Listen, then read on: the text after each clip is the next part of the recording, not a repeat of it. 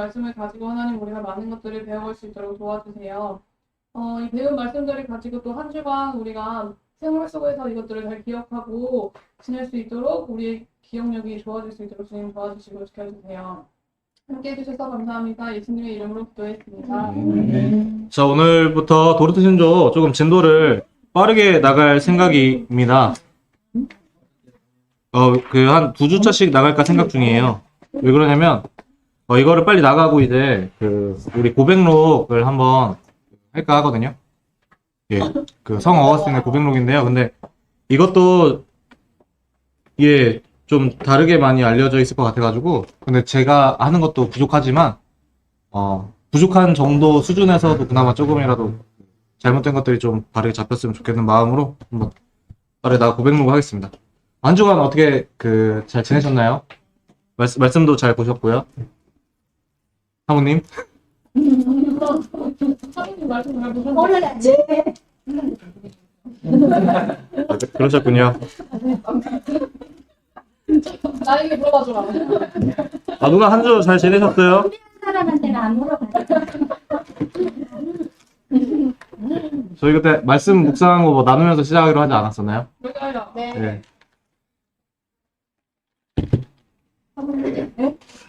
아니 저는 이제 제가 하니까 이제 좀 여정 분명부터 좀 지켜봅시다. 네. 구명은 양. 그 마태복음을 읽었는데 네. 하루에 2장씩 읽는데요. 네, 천천히 읽으려고 계속 귀로 들으려고 네. 노력하려고 했는데 시간이 없으니까 눈으로 읽게 되더라고요. 그래서 빨리빨리 읽어버리려고.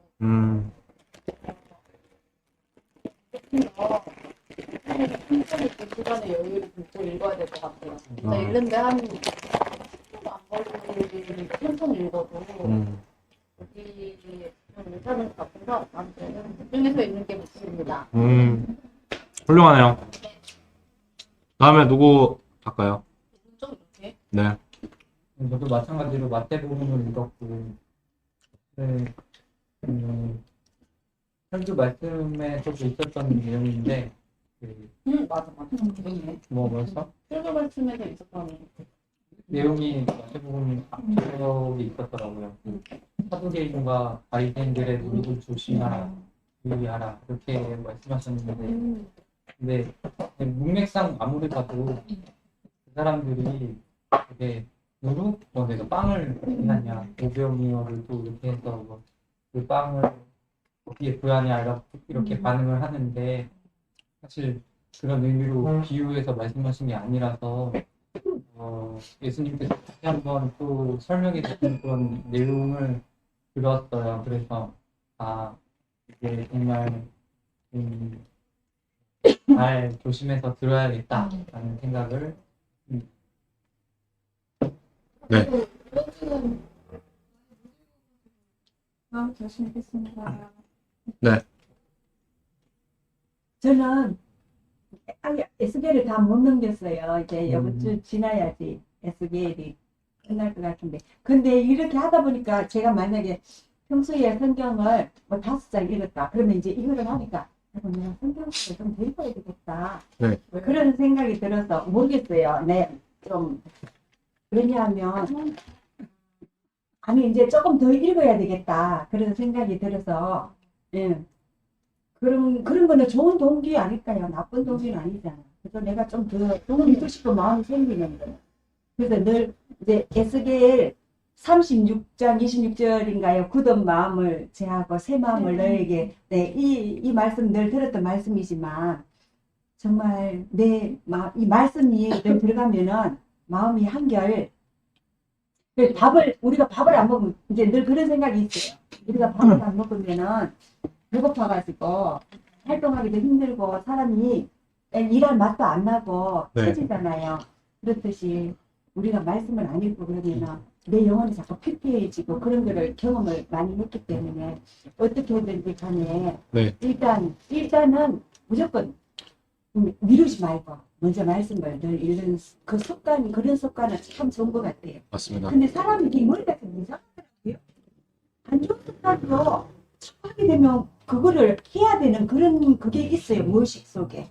근데 좋은 습관을 자꾸 들려줘야 되겠다. 네. 네, 그래서 말씀을 자꾸 가까이 하고 그러면 하여튼 좋은 것 같아요. 네. 저는 저기 신은경 9시 뉴스 옛날에 앵커였는데 신은경 아나운서 그 사람이 근사님이 되셨더라고요. 그분이 요한복음을 읽어주는데 너무 차분하고 귀에 쏙쏙 잘 들어오는데 단점은 한 장 하고 나면 광고, 한 장 하고 나면 광고. 네. 제가 광고 없는 네. 성경 읽기도 하고 있습니다. 근데 우리 아들이 그러는데 광고를 안 나오게 없앨 수 있는 앱이 있다던데요? 아, 그 프리미어 그 설치하면 돼요. 유튜브 프리미어 가입하면 돼요. 그래요? 한 달에 돈을 좀 내면은 광고 안 보고 바로 영상 볼 수 있어요. 그래서 귀에다가 꽂고 잠이 들었어요. 늘 광고가 나오니까. 그래서 지금 귀가 멍멍해. 저도 신혜라 씨 거 많이 네, 들어요. 많이 들어요? 신혜라 씨도 너무 네. 잘 읽어주셔가지고.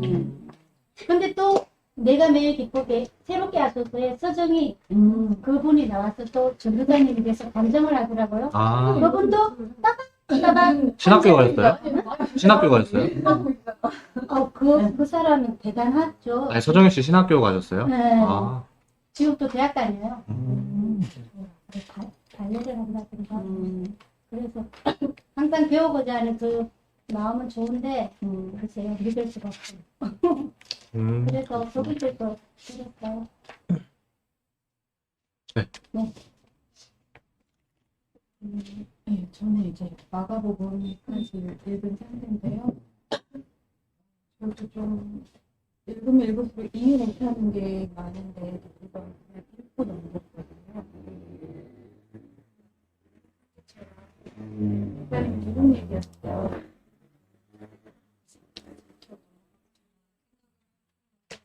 한 절 한 절 읽는 게 점점 속도가 더 많아요. 한 절 한 절 읽는 게 더 어려워지고 조심스러워지는 계속 잘못된 뭐 오해를 하거나 뭔가 그런 것만 더 쌓여갈까봐 그런 고민이 있는 것 같아요. 네.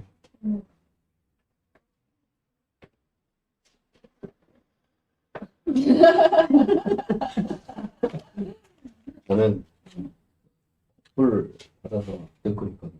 듣는데 또 많이 듣지는 못했어요. 근데 지금 마태복음 하고 있는데 예수님 공생의 가족을 듣고 있어요. 근데 좋은 점이 제가 읽을 때는 그냥 읽기만 하잖아요. 이해가 안 되는 부분이 많은데 상황극을 해주더라고요. 그러니까 이 대목에서는 예수님이 제자들이 얘기하고 제가 왜 다른 사람들이 얘기하고 동화 듣는 것 같아서 좋더라고. 한 장씩 광고가 없어요. 근데 좀 새소리하고 목소리가 절에서 듣는 목소리.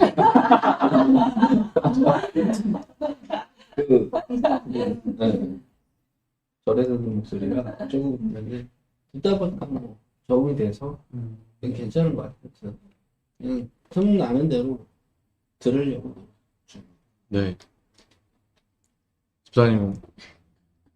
공감 안 돼요? 저는 이제 그 학교에서 이제 시험 기간이라서 여러 가지 것들을 그냥 보고 있는데, 근데 가장 그냥 개인적으로 가장 그 기억에 남는 거는 서문관 목사님 아시죠? 서문관 목사님. 그 원래 강서문이신가? 영어 스타일로 해서 서문 띄고 강으로 표현하시잖아요. 그러실 것 같은데. 아무튼 그분 거 산상수훈 듣고 산상수훈 보고 하는데 참, 이게 부끄럽죠. 그냥 산상수훈만 보면 부끄럽습니다. 그렇습니다. 부끄러웠습니다. 근데 말씀 참 좋았고 했습니다. 네. 그러면 58쪽 제9항 예지된 믿음에 근거하지 않은 선택 부분 할 차례 맞나요? 그걸 했어요. 10주는 했어요. 11주? 11주 할 차례예요. 제10항 하나님의 선하시고 기쁘신 뜻에 근거한 선택. 그러면 조금 더 진도를 빠르게 나가는 걸 생각을 하면서 같이 보도록 하겠습니다. 하나님의 선하시고 기쁘신 뜻에 근거한 선택. 그러니까 선택이 어떻게 해서 이루어졌냐, 뭐 이런 거겠죠? 오직 하나님의 선하시고 기쁘신 뜻에 따라 이 은혜로운 선택이 일어난다. 죄인 중 특정한 자들을 하나님의 소유로서 택하신 것에 대해 성경은 다음과 같이 말하고 있다. 관련해서 일단 마태복음 11장 26절 구절을 한번 보도록 하겠습니다. 마태복음 11장 26절. 마태복음 11장 26절.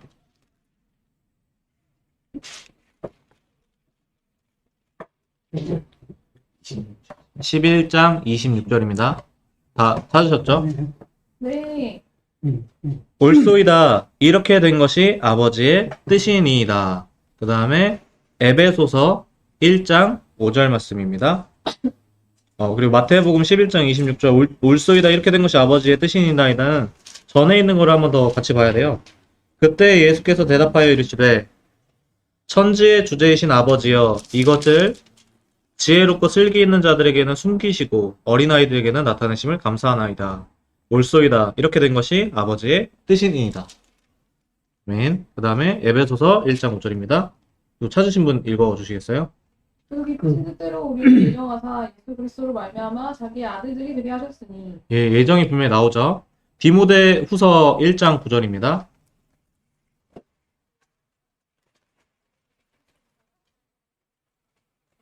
하나님이 우리를 구원하사 거룩하신 부르심으로 부르심은 우리의 행위대로 하심이 아니요 오직 자기 뜻과 영원한 때 전부터 그리스도 예수 안에서 우리에게 주신 은혜대로 하십니다. 이거 진짜 엄청 그 말씀 자체에 잘 나와있죠. 제가 9절 한번 더 읽을게요. 하나님이 우리를 구원하사 거룩하신 소명으로 부르심은 우리의 행위대로 하심이 아니요. 아예 나와있죠. 행위대로 하심이 아니요. 오직 자기의 뜻과 하나님의 주권이죠. 영원 전부터. 여기서도 영원 전부터라는 말 자체가 영원부터라고 하는 게 더 맞아요, 사실은. 영원 전, 영원 후 이런 건 없습니다. 영원부터 그리스도 예수 안에서 우리에게 주신 은혜대로 하심이라.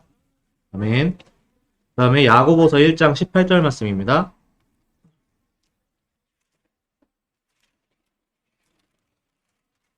그리고 믿음을 위해 우리로 천 열매가 되게 하시려고 자기의 뜻을 따라 진리의 말씀으로 우리를 낳으셨느니라. 여기서도 말씀으로 우리를 낳으셨느니라. 네. 계속 보도록 하겠습니다.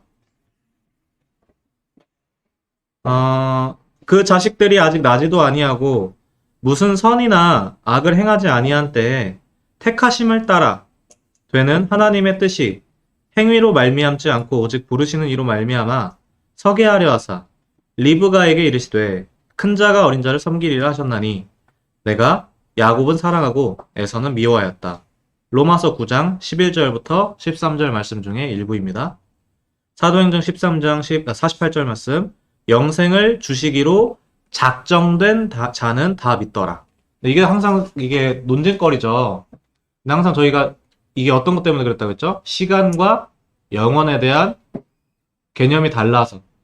이게 제가 들어보니까 예전에 조나단 에드워즈 목사님이시라고 아마 10대 때 그 옥스퍼드인가 뭐 이런 데 들어가실 만큼 천재신 거예요.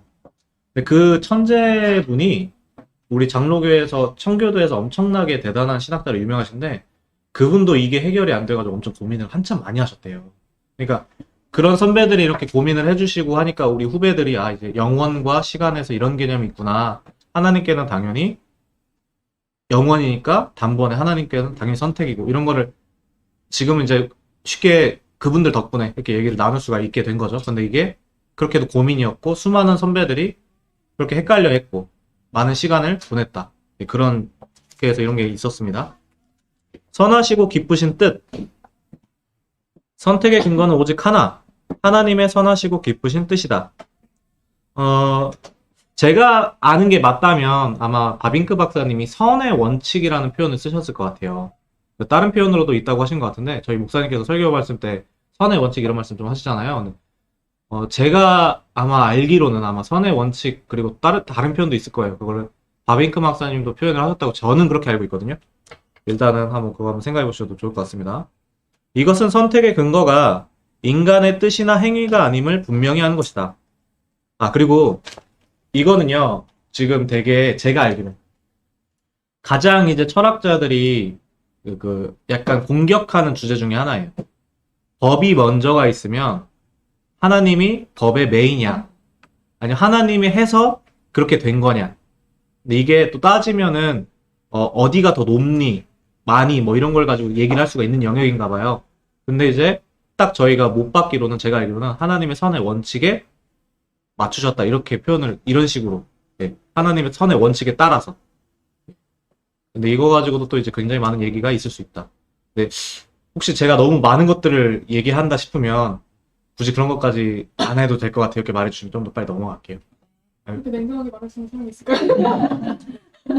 근데 진짜 저희 기독교가 얘기할 게 되게 많죠. 이게 역사가 엄청나게 많고 깊고 길고 수많은 사람들이 얘기를 다 해놨기 때문에 웬만한 질문은 사실 역사 안에 이미 다 있습니다. 그러니까 어떤 게 있냐면, 제가 알기로 한 100년 전쯤인가에 미국에서 이제 아마 공개적으로 토론을 했을 거예요. 기독교에 대해서 물어보는 거, 어떤 믿지 않는 분들하고. 근데 방송이었나 뭐 했는데 이제 망신당한 일이 있었거든요. 근데 그것도 재밌는 게, 거기에 이제 기독교를 대표해서 나가셨던 분의 대답 같은 걸 보면 저분이 어거스틴 책 한 권이라도 제대로 보셨을까라는 생각이 드는 거예요. 그러니까 그런 질문들 자체가 이미 나와 있는 건데. 수천 년 전에 다르게 얘기를 할 수 있었던 건데, 똑같 그런 얘기로도 얘기가 되지 않았던 거죠. 그러니까 그게 뭐 사람들을 뭐 설득한다 이런 목적으로 하려는 게 아니라, 애초에 그런 궁금증에 대한 질문들은 수천 년 전에도 있었고 수백 년 전에도 있었고, 그거에 대한 대답들을 나름대로 선배들이 해놓은 것들이 있다. 근데 그게 완벽하게 뭐 대답이 되거나 안 되거나 이걸 떠나서, 우리가 후배들의 입장에서 아까 집사님께서 말씀해 주신 것처럼 내가 마음대로 오용하고 해석하는 것보다 이미 옛날에 웬만하면 다 얘기를 해놨을 거니까, 그럼 바르게 얘기한 건 뭔지를 찾아보는 것도 굉장히 좋은 방법이 될 수가 있을 것 같습니다. 네, 그거가 옳다 아니다를 떠나서. 예. 하나님은 그분의 선하시고 기쁘신 뜻으로 말미암아 선택하셨고, 기쁘신 뜻으로 인해 선택이 실행된다. 즉, 선택하신 자에게 그리스도를 계시하셔서, 그리스도를 계시하시는 게 뭐겠죠? 말씀을 들음입니다. 그리스도를 아는 지식을 갖게 하시며, 그리스도를 아는 지식을 갖게 된 건 뭐죠? 성령께서 말씀을 들었을 때 조명하셔서 영혼에 적용하셔서, 주가 그리스도시구나 알게 하시는 것. 그러면 그리스도를 믿게 하십니다. 아는 지식의 반응인 거죠. 이는 하나님 나라의 비밀을 실제적으로 알게 하시는 것인데, 이러한 지식을 얻는 것은 하나님의 선하신 뜻에 의한 계시에 의해서이다. 그래서 하이퍼 칼빈주의의 오류가, 우리는 계시가 반드시 삶 가운데서 경험이 되어져야 되는 거예요. 즉, 그 영혼이 많이 배우고 지혜로워서 깨닫는 것이 결코 아니다. 왜? 그 영혼이 갖고 있는 것은 거짓이니까. 제가 최근에 코넬리우스 반틸이라는, 제가 어떻게 듣기로는 별명이 작은 칼빈? 뭐 이 정도로 하시는 100년 정도 전에 활약을 하셨던 굉장히 천재적으로 유명하신, 제가 알기로 기독교 학자가 계신데, 그분이 쓴 책을 지금 읽고 나누는 시간을 가지는데, 이게 가장 큰 차이 중에 하나로 나와요. 거기에 개혁신앙과 현대사상이라는 책인데, 거기서 뭐가 나오냐면, 그 당시 저희가 말하는 거는 종교개혁 당시에 칼빈 선생님의 신학, 그러니까 칼빈이 가장 성경적으로 했다라고 하는 그 사상이잖아요. 그리고 그거 좀 대비되는 게, 거기서 개혁해서 나온 게 중세 타락한 교회의 모습이라고 하잖아요. 네, 그러면 중세 타락했다고 여겨지는 교회의 신학은 어떤 게 있냐면, 비교를 하실 때 이렇게 하더라고요. 양성, 지식의 양성. 지식이 뭐 거짓이고 참되고 이런 거가 아니라 양에서 차이가 있는 거예요. 누구랑? 안 믿는 사람과 믿는 사람도 양에서 차이가 있는 거예요. 그러면 칼빈은 뭐라고 설명하시냐? 지식의 이식. 사람들도 신에 대해서 있구나 정도는 알 수가 있는데, 그거를 신지식이라 말하진 않고, 종교의 뭐 씨앗이라든지 뭐 신의식이라든지 이런 게 있겠지만, 그거를 온전하다고 말하는 게 아니라 정말 참되고 온전한 거는 성경을 통해서 주어져야지. 그리고 그걸 가지고 다시 자연을 바라봐야지. 자연 계시를. 그러니까 완전히 지식 자체가 두 종류인 거죠. 거짓과 진리.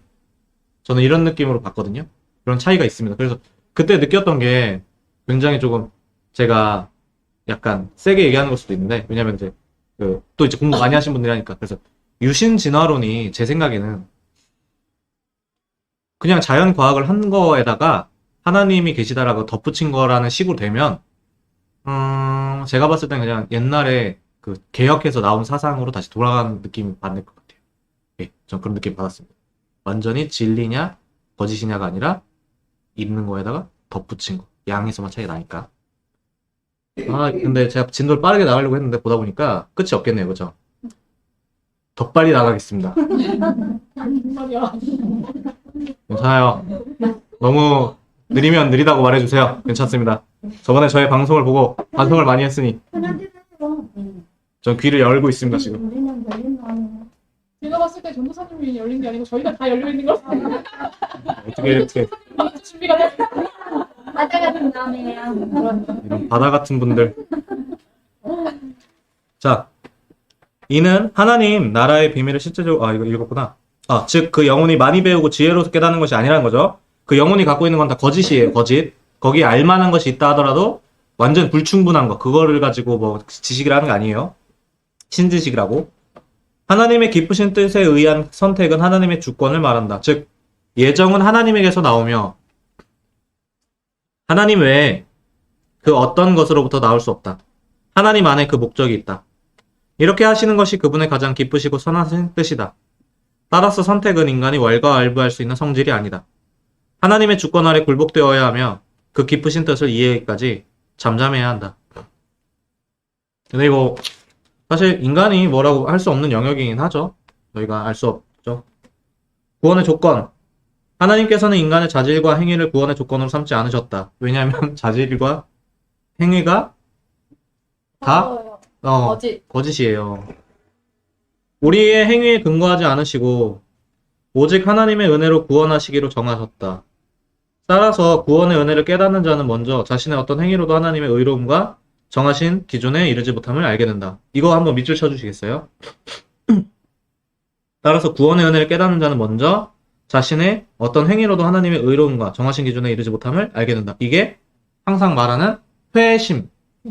회심에서의 의식에 공통적으로 일어나는 그 반응 중에 하나예요.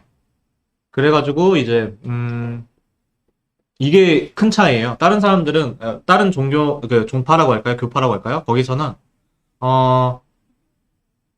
이거 이외의 것들도 많이 얘기를 하세요. 그러니까 그 다른 것도 이것도 당연히 중요하지만 이런 식으로 말씀하세요. 이것도 중요하다고 하는데 그렇게까지 이게 엄청 최고로 중요한 느낌으로는 그렇게 다가오지 않게 말씀을 하시거든요. 제가 느끼기에는. 근데 저희는 이게 엄청 정말 내가 막 병이 나은 것보다도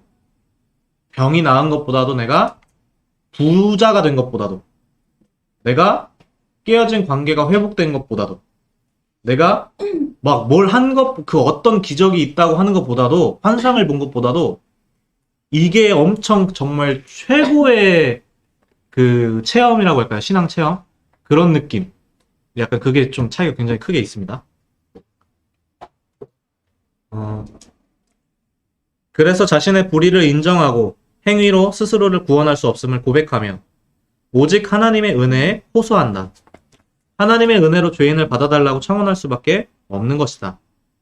근데 사실 이거 자체가 이미 구원이 이루어진 상태죠. 이와 같이 은혜에 호소하는 과정은 철저히 자신의 무가치함을 인정하고 오직 하나님만 바라보는 상태를 의미한다. 여기서 그러면 하나님을 바라보는 상태가 철저히 자신의 무가치함을 인정하고 오직 하나님을 바라본다는 게 이런 거군요. 라는 생각을 한번 해볼 수도 있을 것 같습니다. 굉장히 우리가 주만 바라봐야 돼 이런 얘기도 되게 많이 하죠. 십자가 위에서 구원받은 강도가 하나님에게 예수님에게 당신의 나라에 임하실 때 기억해달라고 한 청원과도 같다. 그는 그분의 나라에 들어가고 싶지만 자신의 행위로는 도무지 이룰 수 없음을 알고 겸손하게 은혜로 받아주시기를 청원하였던 것이다. 세상과 구별됨. 선택은 다수의 죄인 중 특정한 자들을 택하시는 것이다. 재밌네. 사람이. 다수의 죄인 중 특정한 자들을 택하시는 것이다. 따라서 선택이 실제적으로 이행되어질 때 죄인들로부터 분리시키는 일이 일어난다. 그래서 선택을 말할 때 그리스도 안에서 선택하셨다고 말하며 선택이 실행되어지면 세상으로부터 그리스도 안으로 분리되는 것이다. 근데 여기서도 알곡과 가라지가 함께해요. 그래서 분리가 되었다고 하지만 함께 사는 거죠. 그분은 죄인의 상태 혹은 더러운 상태를 씻으시고 벌거벗음을 가리시며 자신의 백성으로 삼으시는데 이는 결국 세상과 분리되는 것이다. 몸이 떨어진다는 의미가 아닙니다. 에스겔서 16장 6절 9절 한번 보도록 하겠습니다.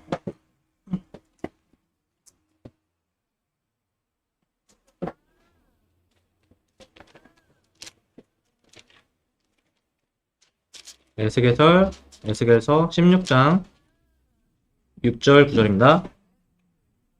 네, 집사님 한번 읽어 주시겠어요?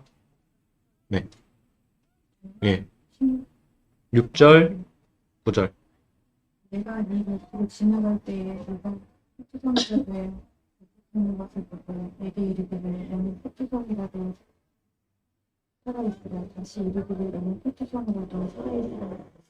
내가 너를 들의 풀같이 망설였더니 네가 크게 자라고 심히 아름다우며 우방이 뚜렷하고 내 머리털이 자랐어. 내가 여전히 벌거벗은 젊은이더라. 내가 네 곁으로 지나는 중에 내 때가 사랑을 행하는 때라. 내 옷으로 너를 덮고 벌거벗은 것을 버리고 내게 맹세하고 언약하여 너를 내게 시켜주는 내가 물로 내 피를 씻어 없애고 내게 기름을 바르고. 아멘. 감사합니다. 이렇게 특정한 자들을 선택하심으로써 하나님께서는 자신의 은혜를 나타내셨다. 그리고 선택된 자들은 세상과 분리되어 거룩함을 추구하고 하나님의 영광을 나타낸다. 즉, 선택의 결과로 특정한 사람들은 세상과 구별되며 열매로 하나님의 소유됨을 증명한다. 요한복음 15장 16절 말씀. 요한복음 15장 16절 말씀. 너희가 나를 택한 것이 아니요 내가 너희를 택하여 세웠나니 이는 너희로 가서 열매를 맺게 하고 또 너희 열매가 항상 있게 하여 내 이름으로 아버지께 무엇을 구하든지 다 받게 하려 함이라. 아멘. 여기서도 구별되며라는 부분에 한번 밑줄 한번 쳐주시겠어요? 그래서 저희는 구별되어짐. 근데 이게 요즘에 이런 식으로 표현하시는 분들도 계신 것 같더라고요. 수정된 동화. 동화라는 표현으로 수정되어서 동화된다라는 표현으로 사용하시는 분들 계신데 제가 아는 게 맞다면 동화라는 표현을 쓰면 안 되고요. 제가 아는 게 맞다면. 그분들이 어떤 의도로 그렇게 표현을 하신 건지는 알겠으나 구별되어짐이다. 예, 세상과 함께 하지만 구별되어짐. 수정된 동화라고 하면 안 됩니다. 동화는 다른 거예요. 야곱가에서 모두 원죄로 인해 죄에 오염된 상태였다. 여기서도 원죄가 그거를 지성적인 부분으로 같이 생각을 하셔야 됩니다.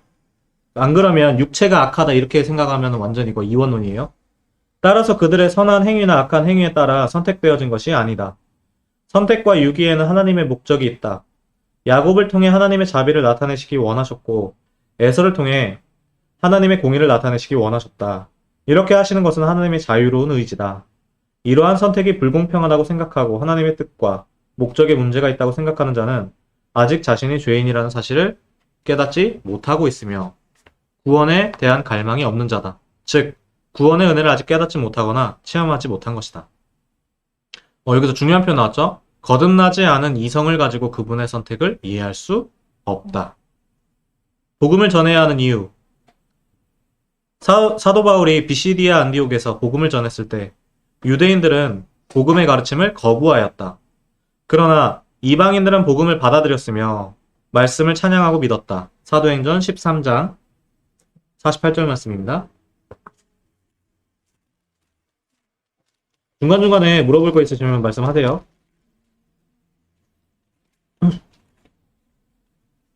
네, 여기서도 분명히 이렇게 나옵니다. 이방인들이 듣고 기뻐하여 하나님의 말씀을 찬송하며 영생을 주시기로 작정된 자는 다 믿더라. 그들은 복음 안에 드러난 하나님의 의로우심과 선하심을 찬양하였다. 이방인들이 말씀을 들을 때 성령의 유효한 역사로 인해 그들에게 믿음이 일어난 것이다. 이런 게 엄청난 차이예요. 지금도 보면은 하나하나 이게 교리에 다 맞거든요. 어떤 의미냐면 말씀을 들을 때 성령께서 조명하셨다 이 얘기거든요. 이게 어떤 차이가 있냐면 항상 공부를 하신 분들과 공부를 안 하신 분들의 글을 보면 이제는 우리가 티가 납니다. 그게. 그러니까 정말로 공부하신 분들은 말을 하면요. 하나하나가 어떻게 이렇게 교리에 다 맞을까 이렇게 따다닥 해요. 근데 공부 안 하신 분들이 하면은 하나하나가 어떻게 이렇게 교리에 다 반대될까가 나와요. 진짜요. 그런 경험을 하실 수 있어요. 진짜요. 이것도 보시면 계속 이제 교리적으로 딱 나오는 거거든요. 이것을 본 사도 바울은 이방인인 그들이 하나님의 선택된 자들이라고 확신하였다. 이렇게 복음을 듣고 배우는 자에게 성령의 유효한 역사가 일어날 때 우리는 그가 선택된 백성임을 확인할 수 있다. 그러니까 우리가 함부로 판단하는 건 아니죠. 그런데 다만 그가 말씀을 들었는가, 그리고 정말 그가 말씀이 역사를 한 것 같은 모습들이 드러나는가. 근데 그거 가지고도 함부로 쉽게 판단을 왈가왈부할 거는 아닌 거죠. 따라서 그가 예정되었다는 것을 이때야 알 수 있는 것이다. 따라서 우리는 이러한 모습을 보기까지 모든 사람에게 복음을 전해야 한다. 누가 선택된 백성인지 혹은 누가 버림을 받았는지 모르기 때문이다. 여기서도 굉장히 중요한 차이가 나옵니다. 이러한 모습이 나타나기까지 복음을 전하는 거지 봉사를 시키는 게 아닌 거예요. 말씀을 전하는 거지 일을 시키는 게 아닌 거죠. 네. 질문 있나요? 66장 넘어가려는데. 일부러 자제하시는 거 아닌가요? 혹시 질문을? 없어요? 네, 66장 넘어가겠습니다. 12주 제11항 불변의 선택 보도록 하겠습니다. 하나님은 가장 지혜로우시고 전지전능하시며 변하지 않으시기에, 지금 이게 신론에서 우리가 하나님이 어떤 분이시다라고 사실은 배우는 내용이에요. 하나님은 전지전능하시다. 변하지 않으신다. 하나님에 의한 선택도 중단이나 변경 그리고 회수나 취소될 수 없다. 이건 당연한 얘기고요. 하나님의 신성을 생각할 때 당연한 얘기죠. 또한 선택된 자가 버림받거나 그 숫자가 줄어들 수도 없다. 선택된 자가 숫자가 있다는 얘기입니다. 그러면 충격적인 얘기를 좀 나누자면 이 세상은 선택된 자들이 없으면 끝난다. 존재하지 않는다. 그렇게 되겠죠? 그런 의미가 없겠죠? 존재의 의미조차도. 그러니까 이건 좀 다른 얘기인데 너희는 세상의 소금이라 할 때 이게 없으면 끝나는 걸로도 한번 생각을 한번 해볼 수도 있을 것 같아요. 하나님의 절대적인 작정. 하나님의 작정은 스스로의 뜻에 의한 것이다.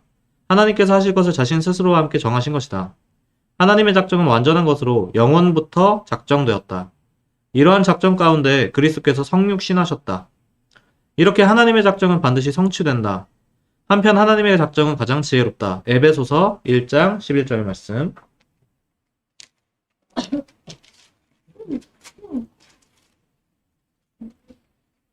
네. 네. 모든 일은 그의 계획, 뜻의 결정대로 일하시는 이의 계획을 따라 우리가 예정을 입어 그 안에서 기업이 되었으니. 아멘. 그 다음에 디모데전서 1장 17절 말씀. 영원하신 왕, 곧 썩지 아니하고 보이지 아니하고 홀로 하나이신 하나님께 존귀와 영광이 영원 무궁하도록 있을지어다. 아멘. 로마서 11장 33절 말씀.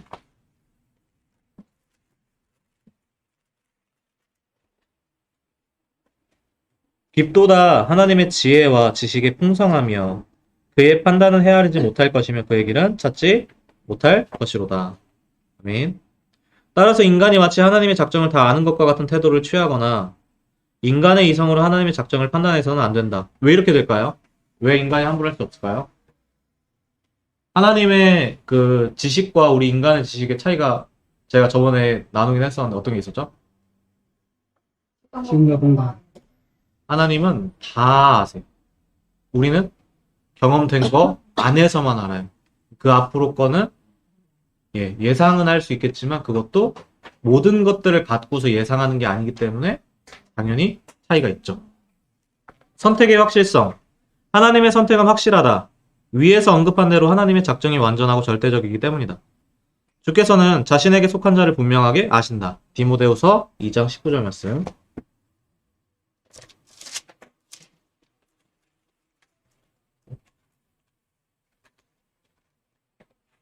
그러나 하나님의 견고한 터는 섰으니 인침이 있어 일렀되 주께서 자기 백성을 아신다 하며 또 주의 이름을 부르는 자마다 불의에서 떠날지어다 하였느니라.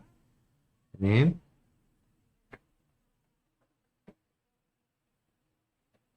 자기 백성을 아신다 하셨죠. 그래서 하나님의 선택은 중단되거나 변경되지 않는다. 마태복음 8장 18장 14절 말씀. 마태복음 18장 14절 말씀. 이와 같이 이 작은 자 중에 하나라도 잃는 것은 하늘에 계신 너희 아버지의 뜻이 아니니라. 그래서 이런 것 때문에 나오는 게 성도의 견인. 근데 거기서 약간 오해하는 게 견인차의 견인이 아니라 끝까지 견디고 인대한다. 그렇게 하신 분이 하나님이시다. 즉 선택된 자가 버림받거나 그 선택이 취소되지 않는다. 그리스도는 내게 주신 자 중에 내가 하나도 잃어버리지 아니하고 마지막 날에 다시 살리는 이것이니라 고 말씀하셨다. 선택된 자가 버림받은 것 같은 경우, 그럼 이런 경우 있잖아요. 아니 저 사람은 정말 선택받은 것 같이 다 했는데 완전 엉망이었는데요 라고 할 때 있잖아요. 그때를 한번 봅시다. 사울 왕은 왕으로 선택을 받았다. 그리고 그는 왕의 직무 수행을 위해 하나님으로부터 은사도 받았다. 아, 여기서 굉장히 중요한 차이가 나옵니다. 지금 은사가 구원의 근데 이거가 마치 어떻게 말씀하시는 분이 계시냐면 저는 이런 얘기도 들었어요. 목사할 거면 방언 받아야 된다고. 방언도 못 받은 게 무슨 누가 그랬어요? 나는 옛날 많이 들었는데? 성모님은 장로교에서 신앙교는 방은 안 그래. 받으면 못 들어가. 장로교에서 전 그런 얘기 많이 들었는데 한 번도 안 들어봤어요. 여기는 뭐 개혁주의의 그 패들이 안에 사셨으니까 그런 얘기 못 들어보셨구나. 저는 많이 들어봤어요. 물론 다른 그 교파긴 하지만 시골 같은 데 가면 이러신대요. 아우 새로 오신 목사님 뭐 방언도 못 하신다고 방언 받게 해달라고. 그러니까 이게 근데 그거가 심지어 구원의 척도까지도 약간 말씀하시는 신앙의 수준 판단하잖아요. 방언 받으면 위대한 것 같고. 아니 하나님 그래야지 약간 구원받은 증거인 것 같은 느낌까지도 말씀하시는 거 저는 경험을 그때 했던 것 같아요. 그러니까 그거를 안 하면 모르는 거야. 뭘 몰라? 하나님을 개인으로 체험을 못한 거야. 근데 이 방언이 우리 시골에서도 예. 방언하시는 분들 계셨는데 가만히 듣고 있으면 이상하지 않아요? 방언이 또 따 그거만 계속 바쁘게도 하는데 제가 방언을 했었을까요? 안 했을까요? 했어요. 제가 정말 죽어도 방언이 안 됐었는데 연습하면 되죠. 정말 미친 듯이 막 옆에서 따다다다다 하니까 나도 네. 따다다다다다 하니까 나오는 게요. 혀가 막고 제가 꼬여요. 근데 그게 천천히 할 때 나오는 애들도 있는데 저 같은 경우는 천천히 할 때 나오진 않았는데 어쨌든 그런 게 있었는데 근데 지금 아무리 생각을 해봐도 그분들이 주장하는 것만큼 예수님이 내 죄를 대속해 주신 그 은혜하고 비교해서 너무 차이가 너무 큰 거예요. 근데 그거를 개혁주의에서는 항상 얘기를 해요. 그 예수님의 죄 대속의 그 엄청난 가치를. 근데 제가 아까도 말씀드렸지만 다른 데는 약간 그게 아니라 이 죄에 대한 그거로 예수님 만난 게 아니라 그건 당연한 거고 방언을 통한 더 깊은 영적인 체험을 했어야 하나님 만난 것처럼 얘기를 다 하는 거예요. 이게 분명한 차이점이다. 장로교와 다른 것의 분명한 차이점. 요즘에 그걸 약간 경계가 흐려지는 것 같은데 아닙니다. 아닙니다. 네. 은사도 받았었죠. 사도 바울이. 사도 바울이 아니라 사도 바울이라고 큰일 났구나. 사울이. 그러다 사울 왕은 계속해서 하나님의 말씀을 듣지 않았고 결국 사무엘 선지자는 사울 왕에게 하나님께서 당신을 버리셨다고 선언하였다. 여기 분명히 나오죠. 당신을 버리셨다. 그렇다면 사울 왕은 선택받았지만 본인이 순종하지 않아서 버림을 받았는가? 이게 지금 신인협력주의 우리가 맨날 듣고 있는 그 비판 중에 똑같은 얘기죠. 사울 왕과 같은 경우 그가 왕으로 선택되었고 은사 또한 있었기에 선택받은 백성으로 여길 수 있다. 그러나 그가 가지고 있었던 은사와 부르심은 일반적인 것이었다. 아, 일반적인 것이 있구나. 성령의 은사를 가지고 있었지만 그것은 성령의 일반 사역으로서 그 직무를 수행하기 위한 것이었다. 사울 왕은 결국 하나님의 말씀에 순종하지 않았다. 즉, 그에게 처음부터 구원의 은혜가 있었던 것이 아니다. 그러면 일반적인 여기 뭐라고 써있죠? 일반 사역이라고 하면 특별 사역이라는 게 있겠다는 얘기죠. 그죠? 그게 뭘까요? 구원과 관련된 얘기겠죠? 저 성령의 유효한 역사. 그래서 이제 마법 부리고, 마법이라고 하면 좀 약간 너무 비하하는 것 같나? 마술 같은 것처럼 하는 형상들을 보인다고 해서, 그게 그 사람이 그런 능력을 받았다고 해가지고, 그거가 이렇게 대단한 것처럼 이렇게 할 필요가 없는 거예요. 그리고 만일에 자기들이 정말로 그걸 할 거면, 이런 말은 좀 그런데, 그런 분들이 어떻게 했냐면, 사도들 어떻게 했죠? 십자가에 거꾸로 매달리고 죽지 않았나요? 그리고 예수님도 십자가에 달리시고, 저는 제가 생각했을 때는 그 은사를 받는 그런 능력을 받는다는 것 자체가, 그렇게, 저는 제가 생각했을 때는 자기가 십자가에 매달릴 각오가 하는 그런 존재들 아니면 함부로 얘기해도 안 될 것 같아요. 지금 제가 좀 약간 말을 정리를 해서 말씀을 드리지 못했는데, 제가 생각했을 때는 그게 그런 거하고 연관이 될 것 같거든요. 네, 어쨌든 쉽게 할 말이 아닙니다. 네. 즉 그에게 처음부터 구원의 은혜가 있었던 것이 아니다. 다만 은사만 있었다. 그리고 결국 세상과 자신의 욕심으로 인해 타락하였는데 이는 그에게 처음부터 은혜가 없었음을 보여준다. 은사를 가지고 은혜의 모습을 하고 있었지만 그것은 일반적인 것이었으며 결국 은혜가 없었기 때문에 타락하고 만 것이다. 한마디로 좀 더 쉽게 생각하면 이것도 있을 수 있어요. 모든 사람들이 의식 가지고 있죠. 이것도 하나님의 일반적인 은총으로 인해서 다 의식 가진 거예요. 지식 다 누구한테 받은 거죠? 하나님. 그러니까 그런 거가 이미 잘 생각해 보면 우리는 다 하나님의 은혜 가운데 살고 있습니다. 모든 사람들이. 그냥 이런 거네요. 봉사를 열심히 하는 사람이 있으면 쟤는 하나님한테 저런 은혜를 받았나 봐 이렇게 말할 수 있지만 결국 구원에 근거하지 않으면 그 사람이 지쳐서 쓰러질 수 있는 거고 그렇게 될 수 있다는 것 같아요. 그리고 이런 것도 차이가 있을 수 있는 것 같아요. 어떤 사람은 아까 말씀하신 것처럼 봉사의 은사가 있어, 가르침의 은사가 있어, 예언의 은사가 있어, 말씀을 잘 기억하는 은사가 있어 라고 하는데 제가 알기로 이게 카리스마주의라고 해가지고 은사주의거든요. 그러니까 그렇게 하는 걸로도 연결될 수 있거든요. 자기가 물론 강한 면들이 있겠죠. 그런 분들을 무시하는 거 아니에요. 저희는 이게 나중에 유기적 영감설이랑도 관련이 돼 있을 건데, 그러니까 저희 각 사람의 갖고 있는 성향이나 능력이나 품성이나 이런 것들을 재능이나 이런 것들을 다 무시하지 않으시는데 하나님께서 역사하실 때 저희가 믿기로 유기적 영감설 같은 거 보면 그런 부분이 있지만 그것들을 이제 너무 은사 중심 위주로 나가서 하는 거가 이제 큰 문제. 그래서 그걸 카리스마주의라고 합니다. 카리스가 은사라는 뜻이거든요. 카리스마주의라고 검색하면 또 나옵니다. 그리고 데레사 스님을 모르죠. 테리사 소녀님이요? 그분 같은 경우에도 정말로 만약 그게 은사라고 하면 정말 봉사로는 정말 최고잖아요. 그러나 저희가 솔직하게 그 말씀할 때는 구원을 받았다고 말씀을 안 하잖아요. 예. 그죠? 맞아요. 그런 쪽으로 해서 능력 행하는 것도 그런 쪽으로 생각해도 좋을 것 같아요. 능력을 자기 엄청나게 행했어. 그러나 구원이 아닐 수 있다. 네. 그리고 은사를 가지고 은혜의 모습을 하고 있었지만 그것은 일반적인 것이었으며 결국 은혜가 없었기 때문에 타락하고 만 것이다. 따라서 선택된 자가 순종하지 않아서 버림을 받은 것이 아니다. 선택되지 않은 자가 은사와 같은 일반 은혜를 가지고 구원받은 백성의 모습을 하고 있다가 결국에는 자신의 모습을 드러낸 것에 불과하다. 너무 무서운 말 아니에요? 우리도 이럴 수 있잖아. 그렇죠. 맞습니다. 갑자기 되게 속상해졌어. 왜? 만약에 내가 이런 모습을 가지고 있는 사람이면 어떡해? 그래가지고 이것도 좀 충격적으로 들리실 수 있는데 구원의 확신 이런 거 배우잖아요. 제가 옛날 책들 보니까 그거 조금 달라요.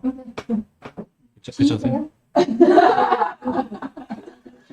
존재감을 정확하게 드러내셨네. 제가 옛날 책들 보니까 몇 권 안 봤지만 맨날 구원의 확신을 갖게 된 이후에도 죄가 여전히 남아있어가지고 또 고민하고 고심하면서 아 혹시 또 내가 구원 안 받았나 또 이러면서 또 구원의 확신을 이제 이런 거 도르트 신조에 또 그런 말씀을 하세요. 나중에 하실 거예요. 선택받은 자가 이렇게 잠깐 그런 모습을 이렇게 지칠 수 있지만 뭐 다시 뭐 이렇게 은혜 받아서 살아나고 뭐 이런 말씀 하시거든요. 그게 원래 우리가 자연스럽게 가는 모습 중에 하나인 거고 구원의 확신을 다 막 일부러 갖게 만들고 하는 거가 오늘 방송이 되게 자꾸 이런 말하면 그런데 그 이상해요. 그냥 무조건 구원의 확신이 100% 가지고 살아야 된다. 막 이런 모습 있잖아. 내가 이런 거 보면 무섭고 내가 나의 모습을 보니까 구원을 안 받았나 이런 생각을 해버리면 뭐를 해야 하냐면 아니야 그러지 마. 구원의 확신을 가져야 돼. 막 이런 식으로 하는 그런 느낌으로 있다면 약간 이상해요. 오히려. 그래서 그게 아마 이것도 여기 고백록에 나올 거예요. 그것도. 뭐 어거스틴 선생님이 이 책이 다 맞은 것도 아니거든요. 이 책도 잘못된 것들이 있어요. 그래도 배울 게 되게 많아서 그런 건데 그런 모습을 이렇게 강제로가 아니라 구원의 확신을 막 설득시키고 그런 생각이 있으면 막 믿음이 흔들리고 약간 그렇게 하는 것보다는 여기서도 이제 나중에 나올 거예요. 말씀으로 그런 게 다시 되는 거거든요. 나중에 또 계속 배우면 그런 거 나옵니다. 어디까지 읽었지? 선택에 확신할 차례예요. 지금 12양 할 차례예요? 길구나. 내가 말을 많이 했구나. 왜 이렇게 조금 한다고 하면서 말을 많이 했지? 빨리 하고 싶은 말 있으면 중간에 하시면서 하셔도 괜찮아요. 없어요. 없어요? 네. 그러면 구명은 씨 읽어주세요. 네, 선택된 자들은 정해진 시간의 다양한 은혜의 관계와 다른 수단을 통해 자신이 선택되었음을 확신하게 된다. 이러한 확신은 하나님이 깊이 감추신 것에 대한 호기심 어린 연구에 의해 오는 것이 아니다. 영적 즐거움과 거룩한 기쁨을 가지고 선택의 열매가 자신에게 있는지 주목함으로써 온다. 그들은 그리스도 안에서 진정한 믿음을 가지고 어린아이 같이 하나님을 경외하며 자신의 죄를 슬퍼하고 의에 대해 목마르고 굶주린 모습을 하고 있다. 이거 진짜 신기하다. 선택의 확신이 바로 나오네. 이걸 보고 내가 얘기했어서 그런가? 그죠? 네. 예, 선택을 확신할 수 있을 때 광목 씨 읽어주세요. 죄송합니다. 뭐 먹고 있는지 몰랐어요. 명신도 읽어주세요. 내가 먹을 때 시키더니. 미안해요. 사모님 읽어주세요. 하나님의 선택은 하나님께서 정하신 시간에 실제적으로 유효한 부르심으로 실행되어야 우리가 알 수 있다. 유효한 부르심이 실제로 일어나야 그가 그리스도를 믿을 수 있으니 그리스도를 믿을 때 구원받는 것이다. 즉 선택되었더라도 실행되어야 구원이 일어난다. 하이퍼 칼빈주의자들은 유효한 부르심 이전에 선택과 예정에 의해 구원받는다고 주장한다. 네, 여기 밑줄 한 번만 쳐주시겠어요? 하이퍼 칼빈주의자들은 유효한 부르심 이전에 선택과 예정에 의해 구원받는다고 주장한다.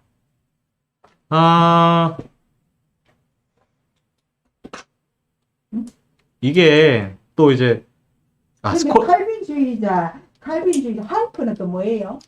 처음 전에 또 하이퍼 그러니까 그냥 하나님 선택했어. 그러면 자기는 뭐 어떻게 해도 그냥 무조건 구원파처럼. 예, 그게 이제 드러나는 모습이 구원파 같은 그런 양상이 많으니까 거룩한 삶의 모습을 추구하지 않는 사람들을 요즘에 하이퍼 칼빈주의자라는 식으로 많이 말씀을 하는데 실제로 그런 모습이 있으니까. 근데 본질은 이거죠.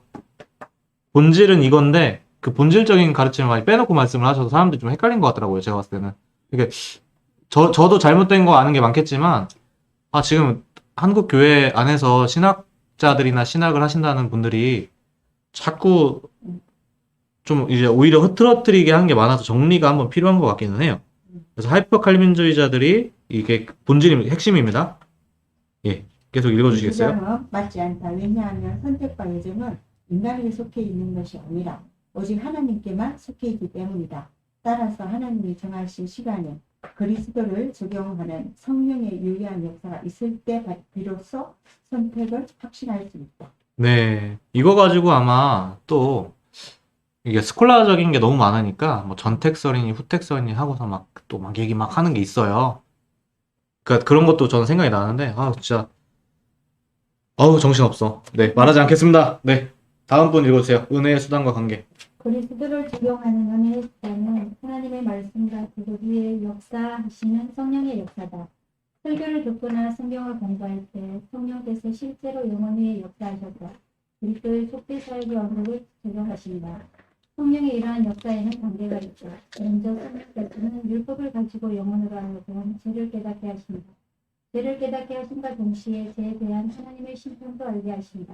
그래서 영혼으로 하여금 죄의 용서가 필요하며 심판을 피할 길을 찾고 구하게 하신다. 이렇게 구원의 은혜를 찾고 구하는 가운데 그리스도를 아는 지식을 주신다. 아, 여기서 이제 생각할 게, 저희가 그래서 사형리에 대해서 저희가 CCC라는 단체가, 사형리, 저도 이제 CCC를 했었는데, 사형리로도 전도를 했었고요. 근데 그거를 이제 교회나 이런 데서 조금, 막 보수적인 교회들에서는 예전부터도 그런 거를, 비판을 좀 하시는 분들이 계셨을 거예요. 근데 그 이유가, 이제 좀 휴지로 닦으시고, 네. 급하지 않아, 괜찮아요. 괜찮아요. 다른 데안 묻었어. 맞습니다. 괜찮습니다. 당연히 하세요. 감사합니다. 여기 있었는데 빵을 안 갔네. 아, 이렇게 감사하는 모습. 어떠한 일이 일어나도 감사하는 모습. 아, 형 제일 많이 읽으시는 분이니까. 네, 아니야. 네, 많이 못 읽어. 우리는 알미니안 주의자들에게도 지지 않는 감사하는 자세가 있다. 약간 딱 풀릴 때 남겼네.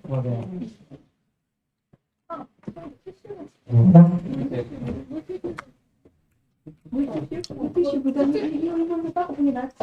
내가 했을까? 그럴 수 있죠? 예쁘게 다르지. 근데 진짜 틀리다가 나오면 어떻게 뜨거운 물 다시 타면은 차 계속 드실 수 있을 것 아니야. 같은데. 많이 마셨어요. 네. 그건 마시고 싶다는 표현을 가하게.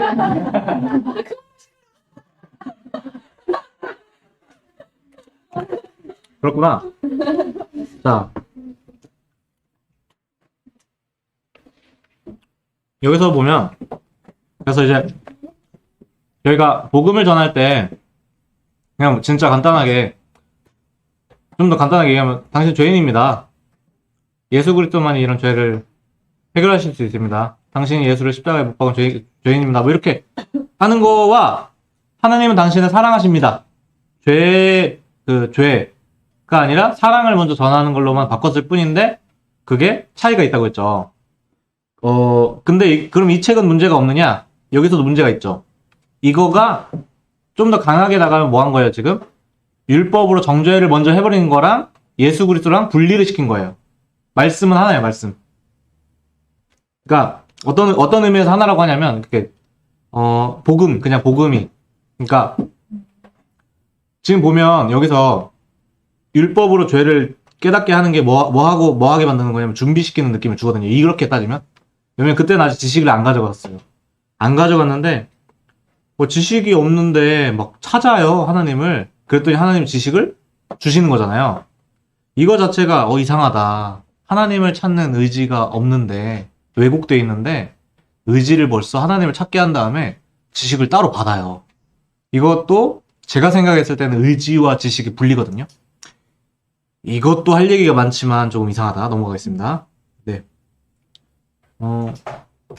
계속 읽어주세요. 그리스도 안에 재용서함이 마련되어 있으며 자신의 불의를 덮을 수 있는 의로움이 있음을 알게 하신다. 그래서 그리스도에게 나아가도록 하셔서 그리스도를 붙잡게 하신다. 이렇게 그리스도를 붙잡게 하는 것이 믿음이다.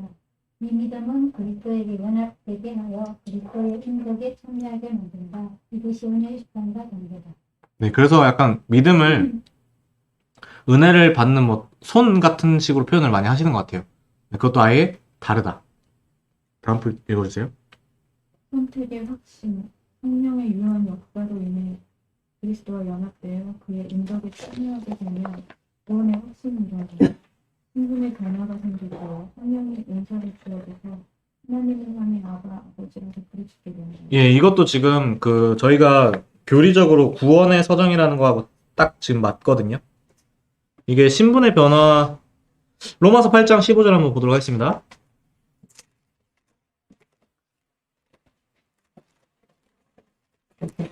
로마서 8장 15절. 너희는 다시 무서워하는 종의 영을 받지 아니하고 양자의 영을 받았으므로 양자죠 양자 우리가 아빠 아버지라고 부르짖느니라.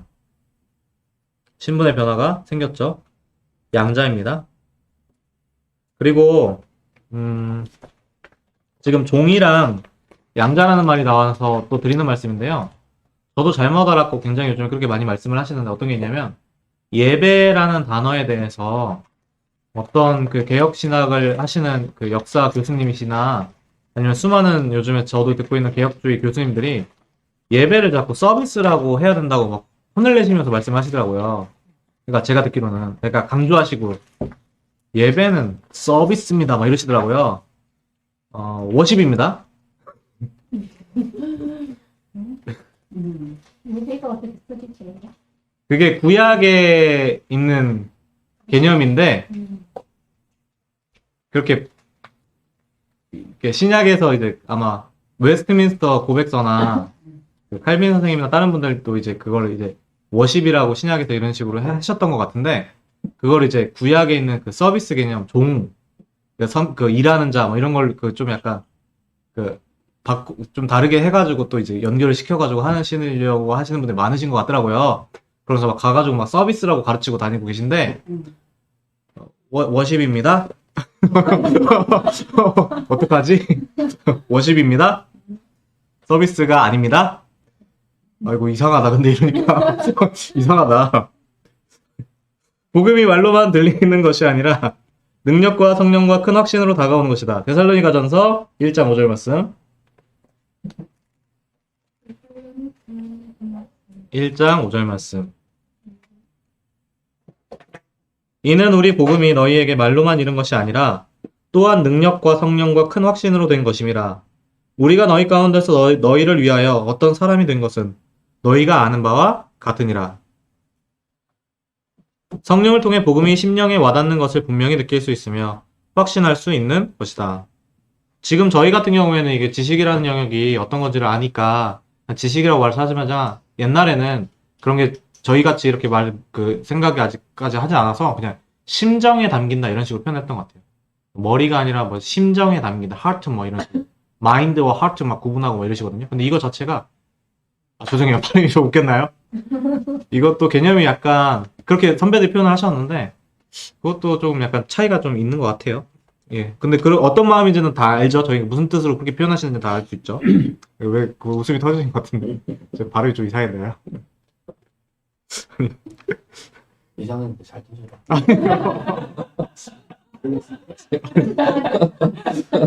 네, 박목 씨 읽어주세요. 선택에 대한 자기 점검, 자신이 선택받은 것에 대해 확실히 아는 것은 우리의 의무다. 네, 베드로후서 1장 10절 말씀입니다. 네, 읽겠습니다. 그러므로 형제들아 더욱 힘써 너희 부르심과 택하심을 굳게 하라. 너희가 이것을 행한즉 언제든지 실족하지 아니하리라. 계속 읽어주세요. 우리는 성령의 유한 역사가 나에게 있는지의 여부를 살펴서 선택을 확인할 수 있다. 우리에게 죄를 깨닫게 하는 성령의 역사와 죄를 미워하고 싸우는 성질이 있는지를 확인해야 된다. 또한 성령의 역사로 인해 나에게 거룩한 성향이 생겼는지를 확인해 보아야 한다. 성령의 유한 역사는 강력하기 때문에 반드시 효과가 있다. 성령의 유한 역사로 인한 효과와 열매가 우리에게 있는지 여부를 살피는 것은 선택에 대한 자기 점검이다. 이러한 자기 점검은 하나님의 말씀의 빛 앞에 자신을 돌아보고 그 위에 성령이 역사하시기를 구하는 마음으로부터 비롯된다. 네, 감사합니다. 영신도 읽어주세요. 선택의 열매. 선택으로 인한 성령의 유효한 역사가 있다면 눈으로 확인되는 열매가 있다. 그것은 첫째, 진정한 믿음이다. 진정한 믿음은 그리스도 안에 있는 구원의 은덕을 분명히 이해하며 그 가치를 알고 있음을 뜻한다. 그래서 이를 얻기 위해 그리스도를 붙잡는다. 또한 진정한 믿음은 세상을 의지하거나 자신을 신뢰하는 것에서 떠나 오직 그리스도만을 의지하는 것이다. 이때 그 영혼은 그리스도에게 굴복되어진 상태로 그분의 다스리심에 순종한다. 둘째, 어린아이와 같이 하나님을 경외한다. 하나님을 경외하는 것은 우리로 하여금 죄에서 떠나게 하며 더러운 것을 피하게 한다. 네, 고린도후서 7장 1절 말씀입니다.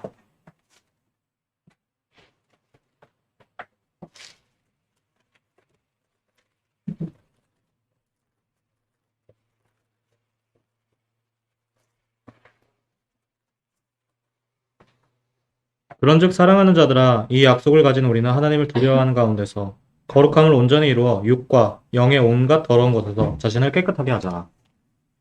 하나님께서 미워하시는 것을 버리고 기뻐하시는 것을 행하게 만드는 것이다. 셋째, 죄에 대하여 경건한 슬픔을 가진다. 죄에 대해 슬퍼하는 것은 죄와 싸우기 위해 반드시 필요한 영적 성질이다. 넷째, 의에 줄이고 목말라 한다. 자신에게 어떠한 의로움도 없음을 철저히 인정하고 주께서 주시는 의로움을 버리기를 갈망한다. 선택의 열매가 생기는 이유. 선택의 열매가 생기는 이유는 믿음으로 그리스도에게 연합되어 그리스도 안에 있는 구속의 언덕에 참여하기 때문이다. 즉 그리스도 안에 있는 은덕으로 인해 열매가 생긴다. 이는 말할 수 없이 귀한 것이다. 즉 그리스도 안에 있는 은덕은 우리로 하여금 그리스도인의 삶을 가능하게 한다. 따라서 열매로 그 나무를 확인할 수 있다. 만약 이러한 열매가 없다면 자신의 구원과 선택에 대해 심각하게 생각해 보아야 한다. 그리고 이것도 당연히 뭘로 일어나는 거겠어요? 그 신자 안에 있는 말씀의 지식이 역사함으로 인해서겠죠? 네, 그래서 분리하는 거 아닙니다. 다음 시간에는 13항 진정한 확신에 대해서 좀 더 진도를 빠르게 나가도록 하겠습니다. 네, 오늘 길게 했는데 감사합니다.